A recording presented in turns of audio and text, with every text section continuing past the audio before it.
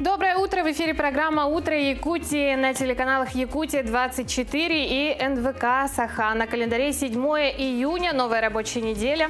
И это утро понедельника вместе с вами рады просыпаться. Мы Катерина Винокурова и Павел Танин. Паша, очень рада видеть тебя снова в нашей студии. Всегда здорово, когда возвращаются все-таки люди, и тем более профессионалы своего дела. Ну, взаимно оказаться в этой студии. Рад тебя видеть. Ну и хочу сказать, что не только сегодняшнее утро, но и всю рабочую неделю будем вместе с вами просыпаться здесь мы.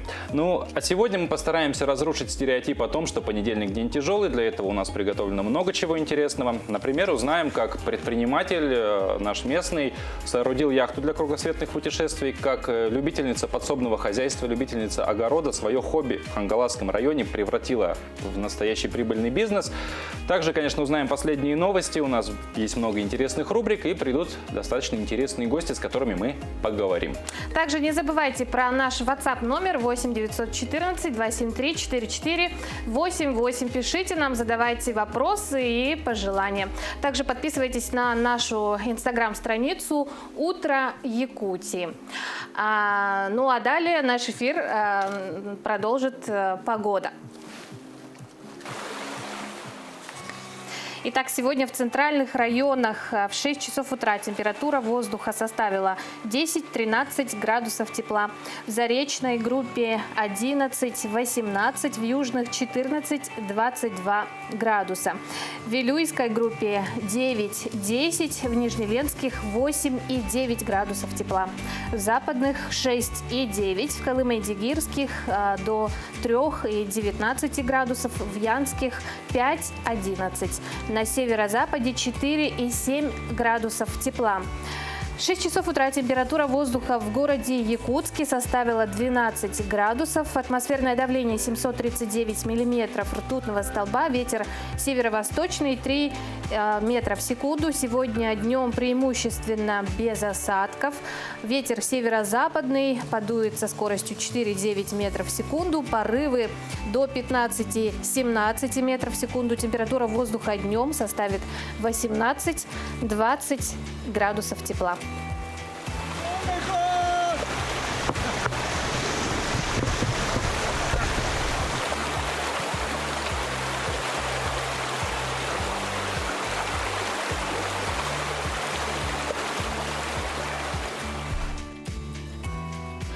На самом деле, Катя, лето жаркое пришло очень неожиданно, хотя сегодня с утра, во всяком случае, в Якутске немножко было так прохладно, обещали вроде даже и дождь небольшой. Да, но и пока... грозу обещали еще, посмотрим. Ну, будем надеяться, что это всего лишь прогнозы, которые не всегда сбываются. Это особенно радостно, когда дело касается дождя, осадков и так далее. Что с погодой мы познакомились, и самое время узнать о последних новостях актуальных, и с ними нас ознакомит наш коллега Василий Радченко.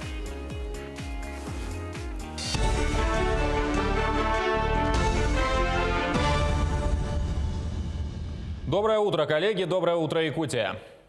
Начнем с того, что в регион сегодня прибывают дополнительные силы для тушения лесных пожаров. Это бойцы парашютно-десантной службы из Хабаровска и Владивостока. 160 человек распределят для борьбы с огнем в Верхневилюйском и Нюрбинском районах. Также в Сунтарском районе продолжается сброс воды самолетом Б-200. Порывы ветра до 23 метров в секунду и ливни ожидаются сегодня в 2 районах. Об этом сообщает Якутская гисметеослужба. В сообщении сказано, что в Тампонском и Усть-Майском районах ветер в порывах будет достигать 18 и 23 метров в секунду. Возможны грозы, местами ливни. В Мирнинском, Ленском, Алекминском, Кобяйском и Жиганском районах, а также в Вилюйской группе и по Верхоянию возможен порывистый ветер до 15-20 метров в секунду. В Якутии появится масштабный современный лесоперерабатывающий комплекс. Соответствующее соглашение было подписано в рамках Петербургского экономического форума между правительством Якутии, Республиканской инвестиционной компанией и группой компаний Starway. Сотрудничество предполагается строительство в Ленском районе в поселке Вити лесопильного завода. Ввести его в эксплуатацию планируют уже в 2023 году. Этот инвестиционный проект позволит повысить качество выпускаемой продукции, создаст дополнительные рабочие места, а также поспособствует развитию собственной лесозаготовки. Это и производство древесины, которое в республике будет обеспечивать наполнение нашего рынка для строительства индивидуального жилья. Это и производство различных видов пиломатериалов для нужд республики. Ну и, конечно, это, что очень важно, это экспорт. Это экспорт этих материалов за пределы нашей республики, что, конечно, очень важно для нашего такого экономического баланса, ну и выполнения ряда направлений, в том числе национальных проектов экспорт. Мы оцениваем вложения только на первом этапе не меньше 3 миллиардов рублей. Это строительство лесопромышленного комплекса по лесопилке в Витиме и вложения в лесозаготовку. И это только на первом этапе. При этом еще будет развиваться и лесопильный участок, который уже сейчас есть в Якутске. И планируем и развитие производства элементов деревянного домостроения, что актуально для республики. Одну из шумовых подзон аэропорта Якутска намерены перенести. Глава города Евгений Григорьев в Москве принял участие в совещании Росавиации у руководителя ведомства Александра Нерадько. Одним из вопросов обсуждения стало установление в 2020 году Росавиации 7-й санитарно-защитной шумовой подзоны. Из-за этого почти на половине территории Якутска, в основном в северной его части, запрещено новое строительство многоэтажного жилья и любых социальных объектов. Городу совместно с правительством региона удалось сдвинуть этот острейший для развития Якутска вопрос с мертвой точки. Он будет документально доработан согласно принятым по итогам совещания решениям изменить подзону, сообщил Григорьев. Сроки обучения по рабочим специальностям в колледжах России могут сократить до 2 лет. Минпросвещение России разработало экспериментальный проект, который содержит 3 ключевые инициативы. Первое – вовлечение отраслевых партнеров в подготовку кадров для системы среднего профессионального образования. Второе – введение нового уровня профессионалитет. Оптимизация сроков обучения до 2 лет для рабочих профессий и специальностей, до 3 лет для более технологичных. В рамках третьей инициативы колледжи планируется трансформировать, создав на их базе коворкинг-пространства, центры молодежных стартапов, волонтерства и совместных общественных проектов. Ну а к этой минуте у меня все. Передаю слово коллегам. Спасибо, Василий. Доброго утра всем, кто к нам присоединился. А мы продолжаем. Познакомились с новостями, узнали о событиях. Сейчас же многие люди, насколько мы знаем, все-таки иногда хотят узнать ответы на вопросы, чего сегодня ожидать, как день может пройти, вообще какие могут быть в нем подвохи. И, как правило, на эти вопросы ответы стараются искать в гороскопах.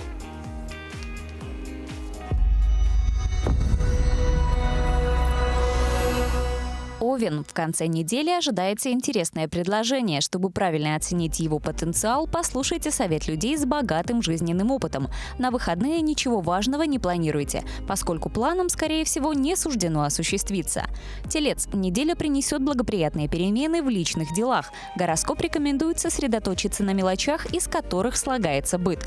В конце недели попридержите азарт. Все, что связано с риском, будет играть против вас. Близнецы. В этот период хорошо пройдут любые дела, нацеленные на краткосрочный успех. В личных отношениях не все будет однозначно. Конец недели благоприятствует началу диеты и другим оздоровительным мероприятиям. Рак. Вы на этой неделе можете подвергнуться своеобразной проверке. Вероятно, обнажатся последствия прошлых отношений или даст знать о себе когда-либо допущенная халатность в каком-либо деле. Гороскоп рекомендует действовать по обстоятельствам. Лев. Неделя будет наполнена радостью и гармонией. Не ищите подвох. Вам необходимо поверить в удачу и попытаться извлечь из этого периода максимум пользы. Хорошо будут удаваться дела, связанные с решением наболевших вопросов. В конце недели кто-то попытается пошатнуть вашу врожденную уверенность. Дева. На неделе вы сможете найти нетривиальное решение старой проблемы. Одиноким можно надеяться на интересные знакомства в соцсетях, на рост внимания со стороны интересных вам людей. Семейные девы могут заметить некоторое напряжение в общении с домочадцами. Весы. Неделя будет приятной и спокойной. Свободное время рекомендуется направить на устранение недосказанности в личных делах. В середине недели может появиться апатия и лень. Как только достаточно расслабитесь, возможно появление интересных идей. Скорпион. На неделе можно попробовать себя в новых делах, освоить новое хобби, поэкспериментировать с прической или избавиться от ненужных вещей. Если нет крайней необходимости, перенесите на следующую неделю крупные покупки и другие возможные расходы. Стрелец. В этот период вы можете получить ответ на важный вопрос. Во второй половине недели обстановка в семье может слегка накалиться.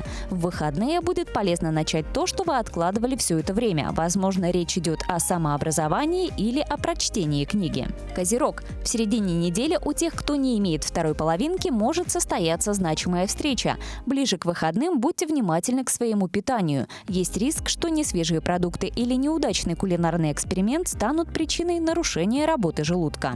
Водолей. На неделе есть риск направить свою энергию в неправильное русло. Чаще советуйтесь с теми, кто знает толк в жизни, особенно в любовных делах. В конце недели будет полезно свести к минимуму любые контакты. Чтение книг и просмотр развивающих программ принесут куда большую пользу. Рыбы. Гороскоп советует вам мыслить шире привычных шаблонов. Даже если покажется, что одна из идей слегка утопична, не спешите окончательно отказываться от нее. С середины недели на первое место выйдут личные отношения. Могут обнажиться недоговоренности и размолвки. У кого-то утро начинается с гороскопов, у других с физических нагрузок. Ведь немаловажно, чтобы проснуться с зарядом бодрости, нужно встречать новый день легко и удачно. Ну, вообще мы сегодня упомянули такую фразу, что стереотип «понедельник – день тяжелый». И как раз-таки физические упражнения помогают этот стереотип разрушать, потому что заряжают очень мощно, позволяют энергично преодолевать все трудности и неприятности, которые происходят днем. Ну и сейчас я предлагаю всем вместе нам зарядиться таким комплексом утренних упражнений. Доброе утро! Меня зовут Павлова Светлана. Я главный тренер спортивного клуба художественной гимнастики «Сардана». Сегодня мы проведем разминку, который может повторить любой у себя дома. Упражнения будут легкие. Итак, начинаем. Готовы? Руки на пояс. И релеве. И раз. И два. И 3, и высокий полупалец 4, и 5, и 6, и 7, и 8. Наклоны вперед, голова, и я, раз, 2 назад, 3 в сторону, 4, 5, 6, 7, 8, еще раз, 2, 3, 4, 5, 6, 7, 8. Повороты головы направо, и я, раз, через низ, влево, 2, 3, 4 и 5, 6, 7, 8. Хорошо. И руки в сторону. Поехали. Наклоны в сторону. И раз, 2. Через низ 3, 4 и 5, 6, 7, 8. Еще раз. 2, 3, 4 и 5, 6, 7, 8. Наклоны вперед, пор-де-бра. И раз, назад. 2 и 3, 4 ниже и 5, одинаково 6 и 7, 8. Хорошо, выпады направо и готовы, руки на пол, 90 градусов, колено прямое и раз, 2, 3, 4, 5, 6, 7, 8. Еще раз, 2, 3, 4, 5, 6, 7, 8. Повернулись налево и готовы. Раз, 2, 3, 4, 5, 6, 7, 8. Еще раз, 2, 3, 4. Колени Милана. 5, 6, 7, 8. Хорошо. Садимся на пол. Раз. Вытянули ноги. 2. И на 45 ножки подняли. И раз, 2, 3, 4, 5. Колени. 6, 7, 8. Еще раз.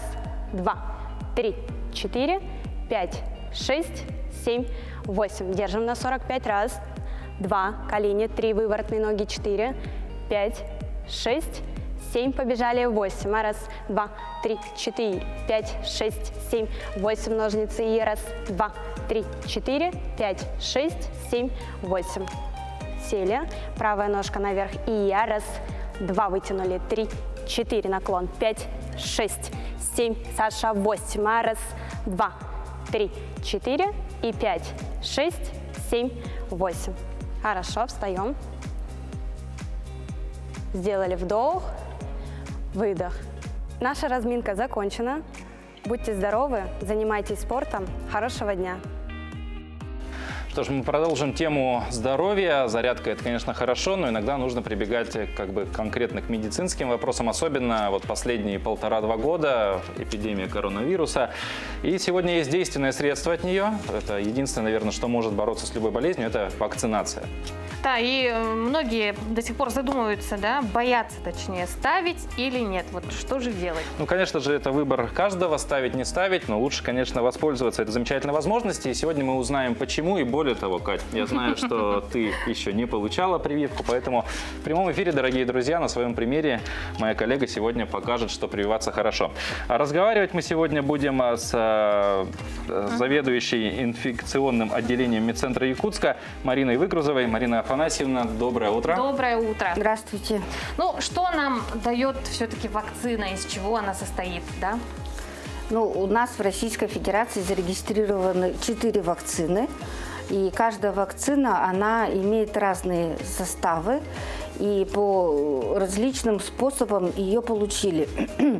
Всеми известный спутник В или гамковик-вак, он выявлен на основе аденовирусной инфекции. Эпивак корона – это синтезированные пептидные антигены. И последняя вот сейчас вакцина, которая зарегистрирована, это Ковивак. Она получена на основе очищенного вакцины вернее, ковидной вот этой вот инфекции, вируса самого, она очищенные белки, непосредственно сделанная вот эта вот вакцина последняя. И вакцина нам необходима для того, чтобы мы смогли бороться, чтобы организм имел иммунитет против коронавирусной инфекции. Вот мы говорили про разные составы, и вот последний эпивак. Эпивак корона состоит, получается, из натурального очищенного белка самого коронавируса. Да. Значит ли это, что он, в принципе, среди вакцин самый эффективный? Ну, может быть, нет. Ну, все вакцины, которые у нас зарегистрированы, они имеют разрешение работать, и они все работают одинаково. Ну, в принципе, антитела у всех вырабатываются после получения вакцинации. Ну, а количество, допустим, насколько я знаю, я сам ставил себе второй компонент уже как месяц назад. Я ставил спутник Ви. Будем называть его спутник Ви, самое распространенное его название сегодня. Он ставится 2 компонентами. Что касается остальных вакцин? Они все тоже имеют 2 вакцинации необходимо. Эпивак корона, у него 2-я вакцинация разрешается через 2 или через 3 недели. А последний ковивак, он идет, повторная вакцинация идет через 2 недели. То есть у них выработка антител более ускоренная, чем у спутника В. Ну, возможно, это как раз таки связано, что используется настоящий белок, очищенный коронавирус. Я хочу, кстати, немножко перебить. Чем я сейчас занимаюсь? Я заполняю анкету пациента, которую обязательно должны заполнить люди перед тем, как получить вакцину, поэтому я немножко здесь от разговора ухожу, но я все слышу, да. Марина Афанасьевна, а может ли человек заболеть ковидом, получив вакцину? Вот этот вопрос многих беспокоит, я знаю. Ну, на самом деле, от вакцинации никто, на самом деле, непосредственно коронавирусной инфекцией никто не болеет. Дело в том, что до того, как ставить вакцинацию, никто, в принципе, не застрахован.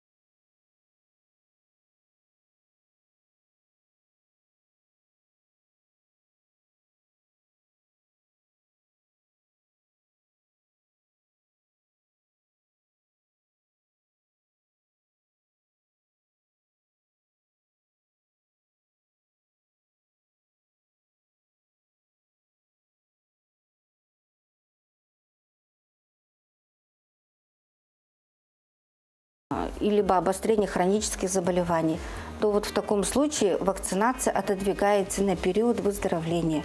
Это уже решается индивидуально с лечащими врачами.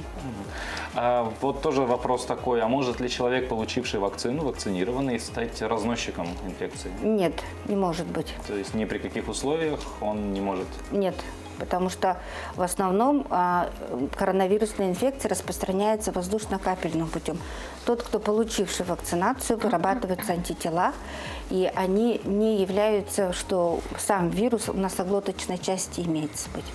Ну вот везде нас в общественных местах просят надевать маски, да? Если человек вакцинирован, может ли он не носить маску? Ну, масочный режим у нас еще не отменен, поэтому масочный режим Нужно придерживаться необходимо его соблюдать. Ну что ж, я заполнила анкету, получаю сегодня Эпивак Корону. Угу. Так, все заполнено. Все честно. Ну вот в двух словах, что в анкете содержится для тех, кто, может быть, собирается ставить вакцину. Может быть, есть какие-то вопросы, какие-то пункты, которые требуют подготовки? Да, вот, кстати, меня вот как женщину будущее волнует вопрос, планирую ли я беременность, то есть в ближайшие 3 года, да? А вдруг случится так, что случится это, да? Не запланировано. Ну, запланированная беременность в первую очередь имеется в плановом порядке. То есть, если вы проходите соответствующее лечение вместе со своим акушер-гинекологом, особенно сейчас у нас современная идет, медицина пошла вперед, и у нас идет ЭКО. Она уже действительно там, соответственно, конкретно даже может быть стоять дата, какого числа запланирована быть беременность. Вот в этом случае тогда имеется быть противопоказанием. То есть уже конкретно нужно вот на данный момент планировать, да? Да. А если планирование – это желание женщины, как бы, да, но она не наблюдается еще у акушер-гинеколога, не получает соответствующих лечений, то тогда лучше сейчас сделать вакцинацию и через определенно, через полгода даже лучше будет, да, уже спокойно запланировать беременность. Таким образом, уже будучи беременной, уже будет защищена мама. И не будет такого риска серьезного, как сейчас у нас больше всего регистрируется, что беременные вошли в особую группу риска.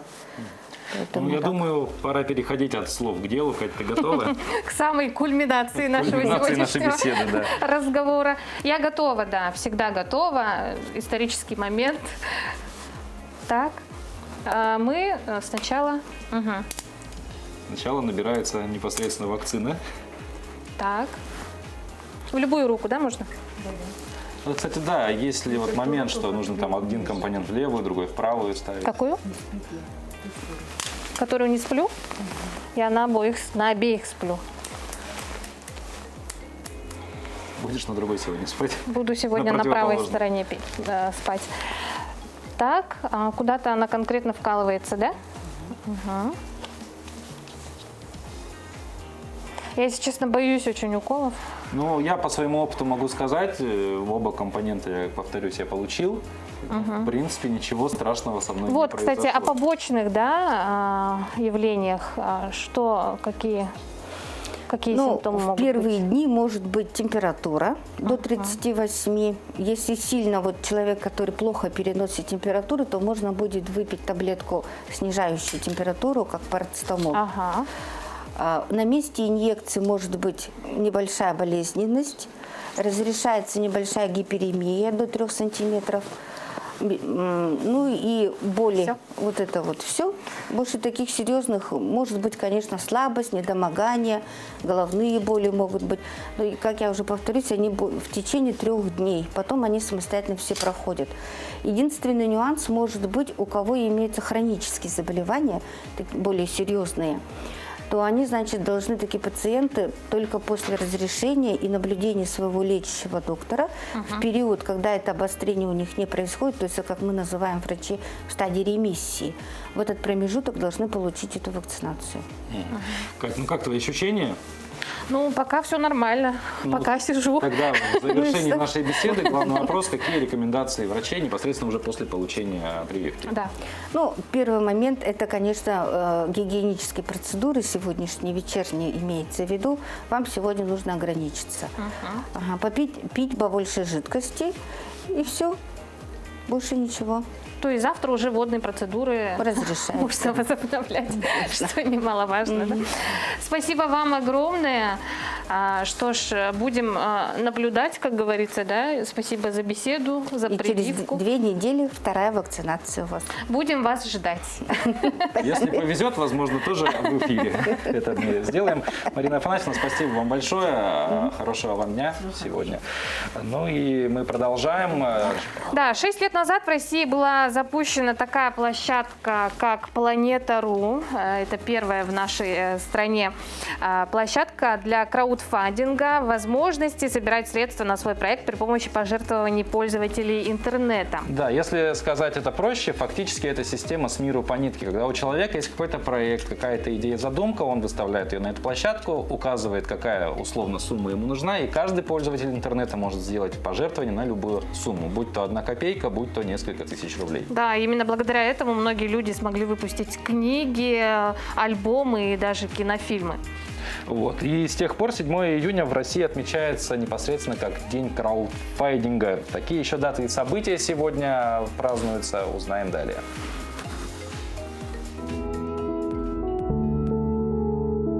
7 июня – Всемирный день безопасности пищевых продуктов, один из праздников ООН. 7 июня – День краудфандинга в России. Краудфандинг – это народное финансирование, когда люди добровольно жертвуют или вкладывают свои деньги, как правило, через интернет, для поддержки какого-либо проекта или организации, например, для создания фильма, помощи пострадавшим от стихийных бедствий и так далее. По народному календарю сон, увиденный в ночь с 6 на 7 июня, с большой вероятностью окажется вещим, но сбудется не скоро. 7 июня 1632 года в Индии заложен мавзолей Тадж-Махал. Его строительство продолжалось более 20 лет. 7 июня 1872 года в Москве началось строительство первой в городе конно-железной дороги. Вагон по рельсовым путям тянула пара лошадей, управляемая кучером. Такой способ передвижения использовался до перевода железной дороги на паровую или электрическую тягу.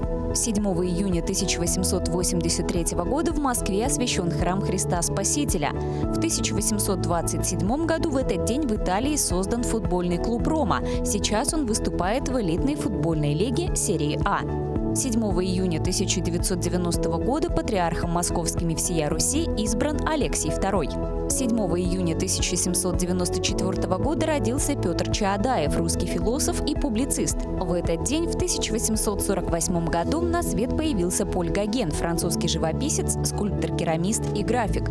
7 июня 1933 года родился Аркадий Арканов, российский писатель-сатирик и драматург, народный артист РСФСР. В 1838 году, 7 июня, появился на свет Александр Дольский, советский и российский музыкант, бард, поэт, актер, заслуженный артист РСФСР. Именины в этот день празднуют Виктория, Елена, Иван, Иннокентий, Федор и Ферапонт. Что ж, это «Утро Якутии». Мы встречаем вместе с вами утро в Якутии. И к хорошим новостям. Житель деревни Гуанимар на южном побережье Кубы Леонардо Каприльо каждую зиму заботится о пеликанах, которые прилетают с севера. Он кормит птиц и в необходимости лечит подручными средствами. Зимние месяцы они проводят у южного побережья острова, поскольку, как объясняет Каприльо, в Соединенных Штатах, откуда они прилетают, им очень холодно. Мужчина кормит птиц остатками, которые он собирает в округе, заботится о них и лечит, как умеет. Например, обрабатывает раны от рыболовных снастей. Некоторым Каприльо дает имена и прозвища, такие как Мигель Благородный или Панчито Любящий.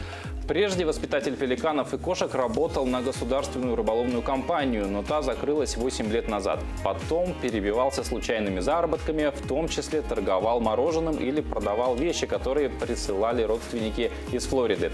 Есть у него 3 детей, но те живут отдельно и из-за пандемии почти не виделись. Но зато с пеликанами скучать не приходится. Только на поиски корма нужно потратить немало времени и сил.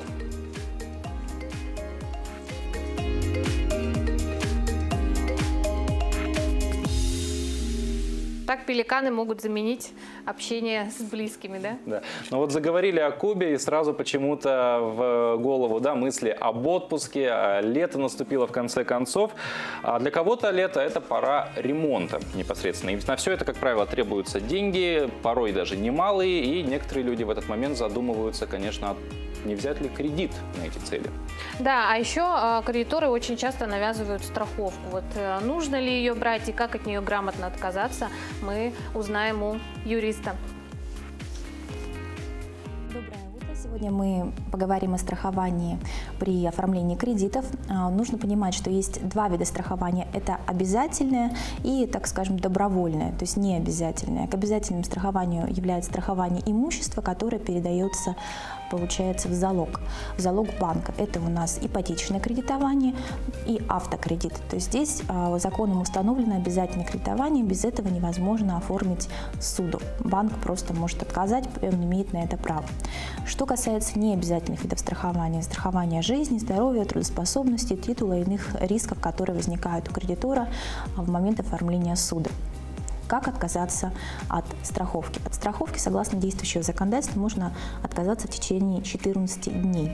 Если вы успели в 14-дневный срок и страховка не начала действовать, вам вернут полную стоимость страхования. Если вы обратились позже, то есть уже истекли 14 дней, нужно посмотреть, какой период охлаждения указан в договоре. То есть нужно внимательно ознакомиться. Стандартно это 14 дней, но в договоре может прописан больший период.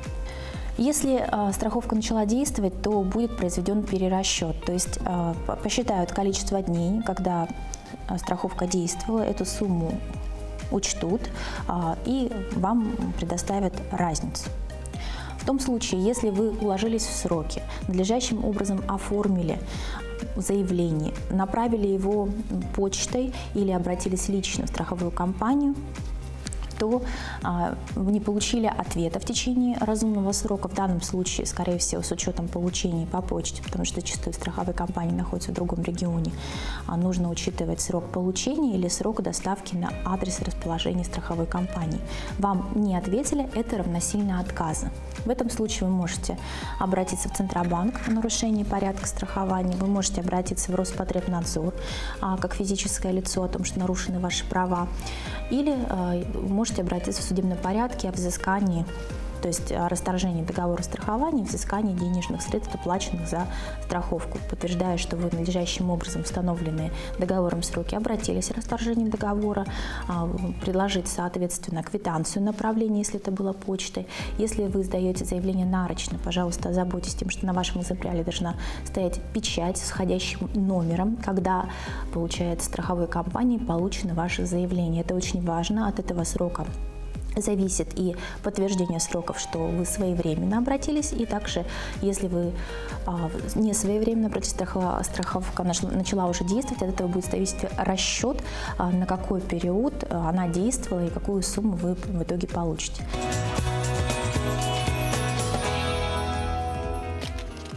Доброе утро! Вы смотрите «Утро Якутии», 7 июня на календаре.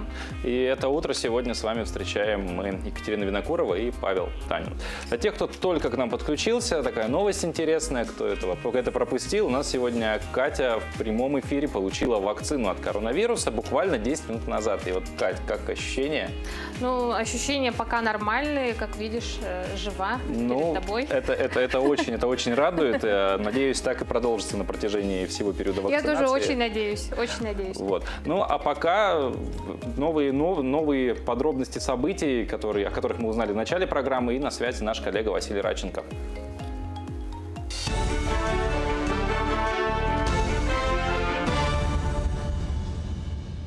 Менее 1% людей заболевают COVID-19 после прохождения вакцинации. Об этом в ходе Петербургского международного экономического форума заявил министр здравоохранения России Михаил Мурашко.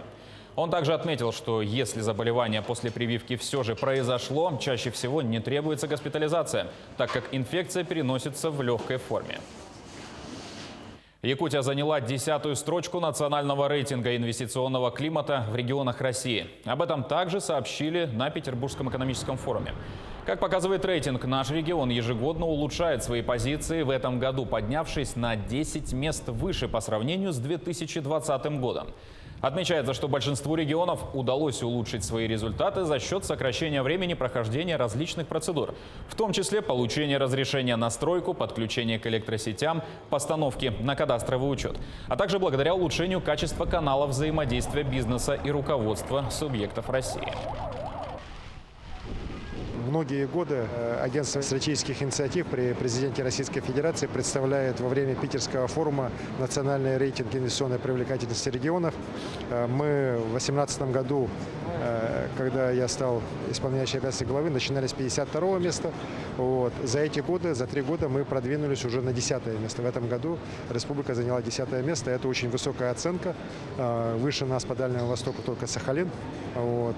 И хочу сказать, что это показатель системной работы, которую ведет правительство республики с бизнесом.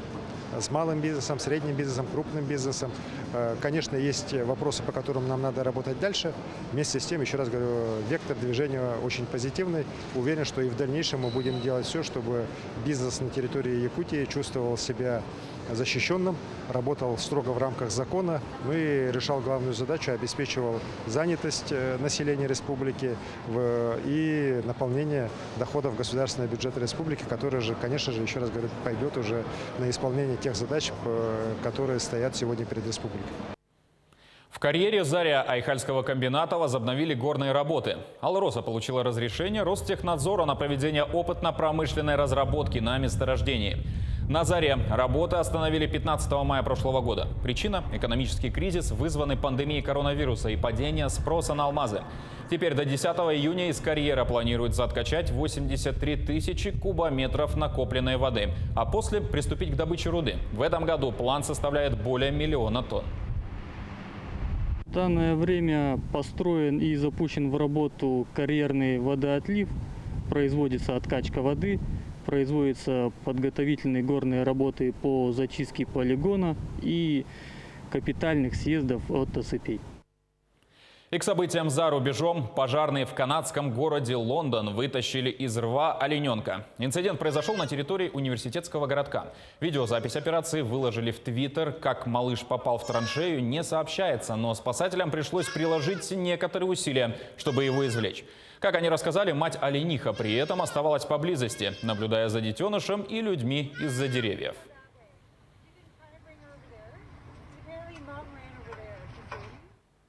А к этой минуте у нас вся информация. Спасибо за внимание и хорошего вам дня.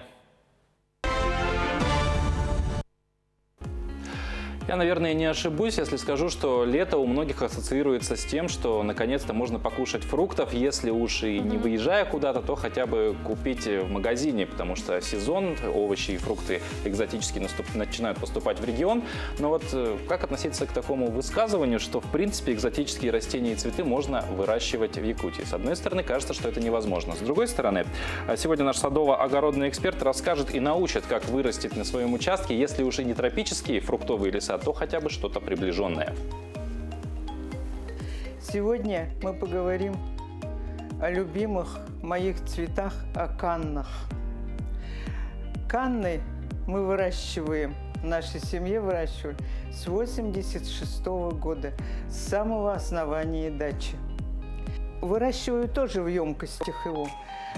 Канны выращиваю, потому что земля холодная для них. Это южные растения. Они очень прекрасно зимуют. Вот этот старый ветка, вот она старая ветка. А это уже пошли новые. Вот. Иногда я боюсь просто, что не потерять сорт. А остальные выкапываю. Допустим, из этих же вот, да, контейнеров выбираю. И просто заворачиваю в бумагу. И даже не обрабатываю. А весной, вот так же, как георгины, беру ящик, большой такой пластмассовый, и засыпаю их. Так отдельно ложу друг от друга, корневища вот эти, и засыпаю. Хороший надо дренаж всегда. Когда растения имеют корневища или клубни, или луковицы, дренаж нужен очень большой, высокий, чтобы вода не застаивалась, чтобы они не загнивали. И вот вместе с этой вот с опилками, с песком я тоже делаю подушку из песка и высаживаю сначала вот в эти промежуточные, в рассадные эти емкости. А когда они уже вот подрастут сейчас, подросли, уже взялись, хорошо все, я пересажу их вот в эти емкости, в красивые емкости, они высокие. И здесь земли насыплю больше, песка, и аккуратно вот из этой перенесу вот в эту емкость. Посередине, значит, песок будет, их поставлю, осыплю их также вот песком. И по краям, как я говорила, у гладиолусов я комплексное удобрение чуть-чуть посыплю. Оно будет медленно-медленно растворяться и будет помогать вот азот, фосфор, калий, чтобы был, и все микроэлементы. В течение лета, допустим, раз в неделю я поливаю гуматом +7. Также можно эти контейнеры вот, в любом сочетании поставить. Если вот вы увидели этот бордовый, этот желтый, этот будет желтый там в крапинку, вы можете составить любую композицию. Получаются очень красивые композиции. А можно сделать еще возле них скамеечку. Просто такую скамеечку, ее можно украсить, покрасить ее или что-то на ней. И поставить небольшие горшочки. Я люблю очень делать с виолой, допустим. Виолу в небольших горшочках вот так ставить. Всего вам приятного и доброго.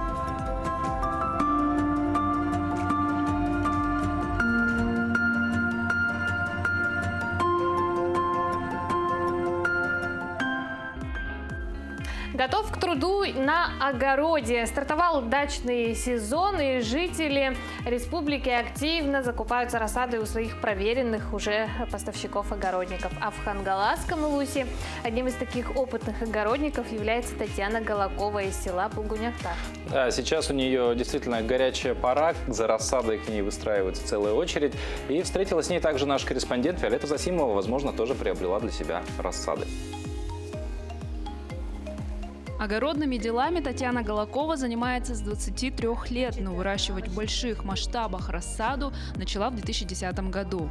У нее есть профильное образование – агроном, и к своему делу она относится очень щепетильно. Точки сбыта у нее разные. Одну неделю она продает рассаду в поселке Махсоголох.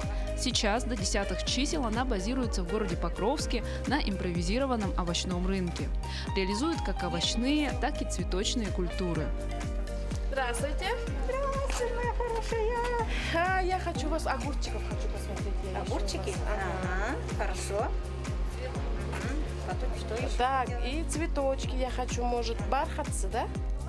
Среди ее постоянных покупателей – бывшие ученики. Когда-то Татьяна работала мастером производственного обучения в Булгуняхтахской школе и вела лагерь «Юный огородник».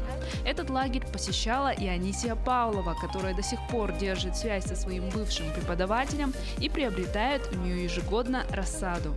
Ну, я ее как знаю, и у нее легкая рука, все у нее хорошо растет, поэтому хочу у нее купить.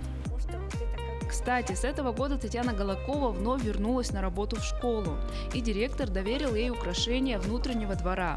Нынче Татьяна хочет на школьном дворе вырастить мини-подсолнуховое поле для фотосессий местных жителей. В ее теплице ждут своего часа 400 саженцев солнечной культуры. Наши огурчики вот опять поливать надо. Маленько подвяли. Хороший сорт, кстати, изумрудный поток. Уже несколько раз собрали урожай. Теплица у Татьяны больше среднестатистической – 96 квадратных метров. Разделена она на несколько зон – для печи и расходных материалов, зона для овощных культур и отдельно для цветочных. Конечно же, в такой большой теплице ей помогает муж, можно сказать, это семейный бизнес. Также при посадке семян в апреле она нанимает юных помощников, знакомых ребятишек. У нас с ними такой договор. Они занимаются затариванием стаканчиков. И за это оплата идет. Допустим, один стаканчик 1,5 рубля. Вот в этом году у меня одна девочка, она заработала 8 тысяч. Но мама там добавила денег, и они купили хороший телефон ребенку. Вот ребенок уже знает, что это ее заработанными, ее трудом, вот этот вот телефон, она будет, конечно, его и беречь-то.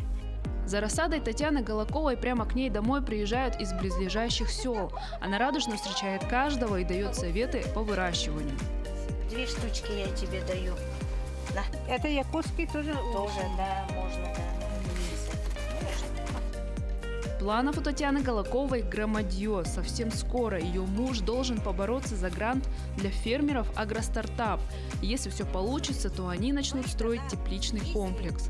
Также Татьяна хочет наладить производство замороженных овощей и начать делать картофельные чипсы из знаменитой в республике булгуняхтахской картошки. Специально для «Утра Якутии» Виолетта Засимова, Федор Тарасов, Хангаласский улус.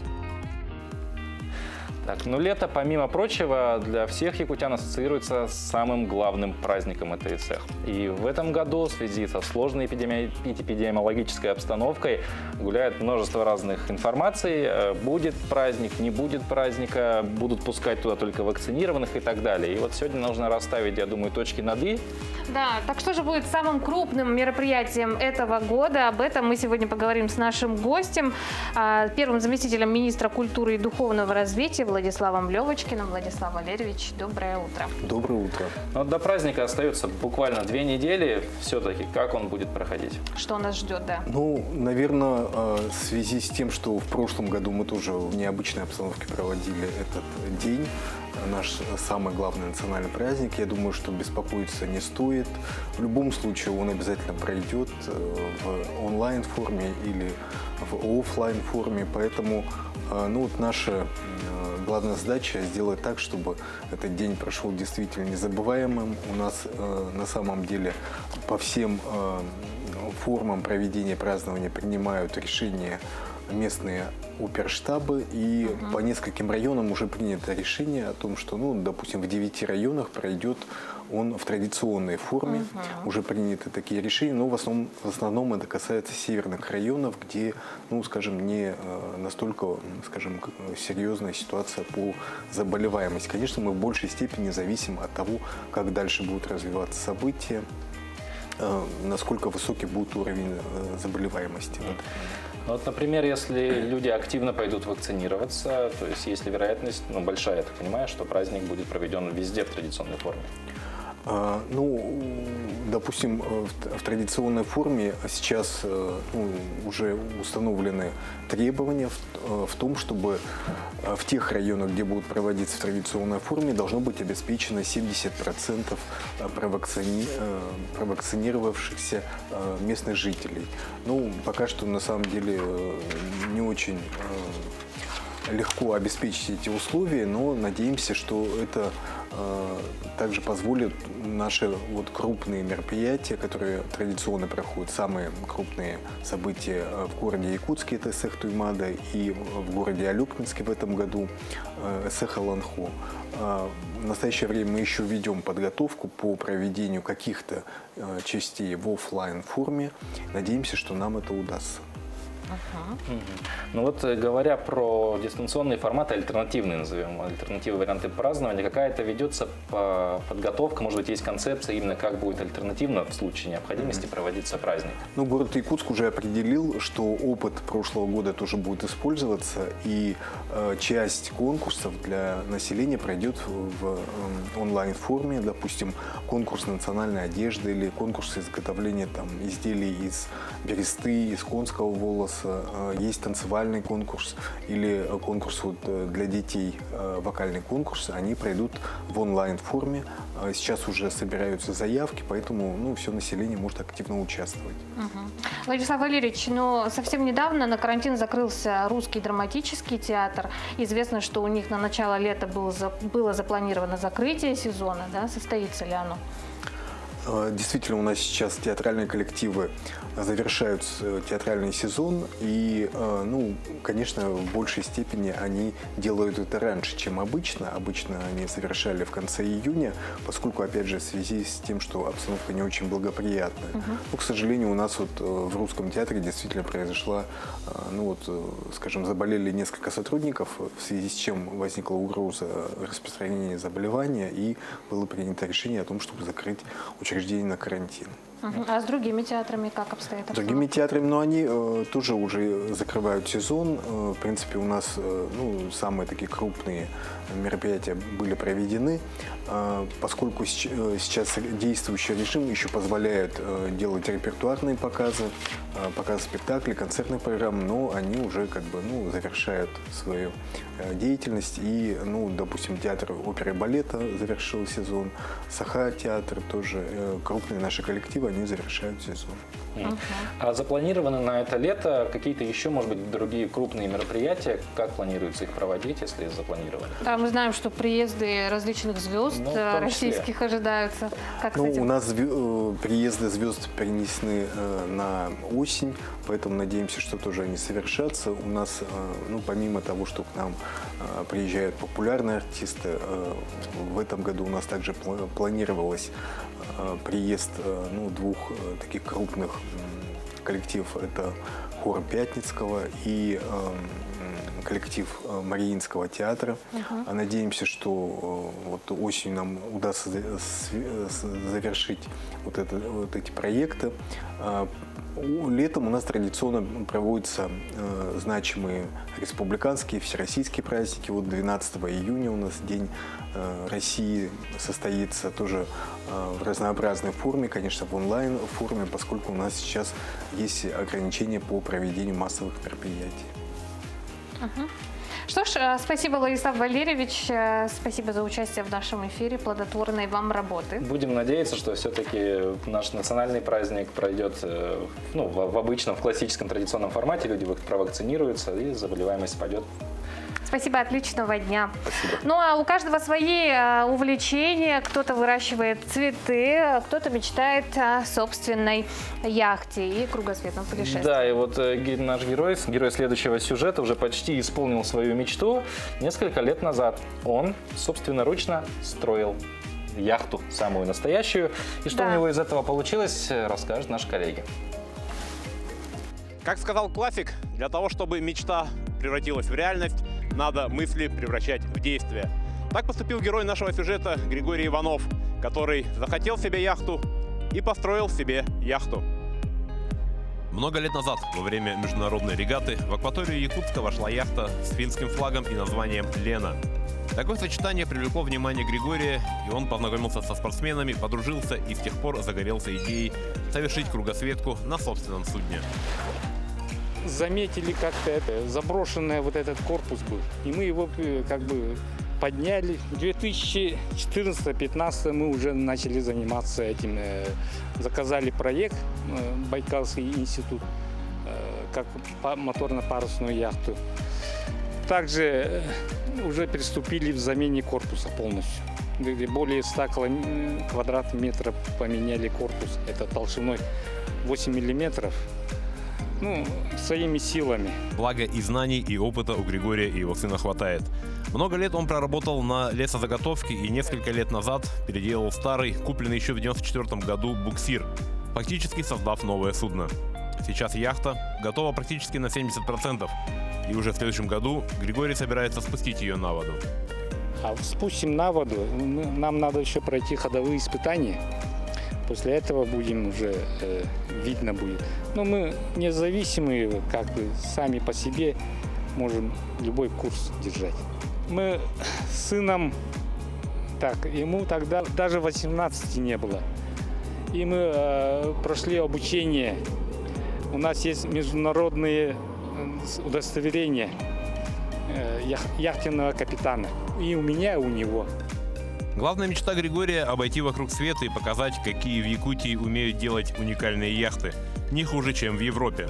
До спуска на воду еще год, но капитану уже поступают различные предложения. Еще есть предложение завершить арктическую кругосветку посещением арктических стран. Это с Министерства Арктики предложения были. Под флагом Российской Федерации, то есть по программе Арктики, пока что это разговоры только. Своим примером Григорий Иванов доказывает, что любую мечту можно осуществить и сделать ее реальностью. А мы же, в свою очередь, хотим пожелать ему и всей его команде 7 футов под килем. Александр Хавренко, Семен Семенов, Якутск. Да, желаем незабываемого кругосветного путешествия. Я бы поехала. Ты поехала? Я бы тоже. Компания экосистемы Сбера Сберавтотек представила прототип полностью автономного электрического транспорта собственной разработки «Флип» на 14-м Петербургском международном экономическом форуме на территории Конгрессно-выставочного центра. В основе электромобиля лежит платформа собственной разработки, которая приводится в движение электродвигателем, а источником питания является модуль сменных батарей. Компоновка «Флипа» позволяет использовать также газ и водород в качестве источника энергии. Применена особая система аккумуляторного питания, позволяющая заменить все модули не более чем за 5 минут, что сравнимо с заправкой традиционным топливом стандартного автомобиля. Для автомобиля предусмотрено наличие автопилота с 5-м уровнем автономности, который способен управлять машиной в любых условиях. Система получает данные от бортовых камер, радара и лидаров. Флип спроектирован для бесшовной интеграции с технологиями V2V и V2X. Он может общаться как с другими аналогичными транспортными средствами, так и с дорожной инфраструктурой.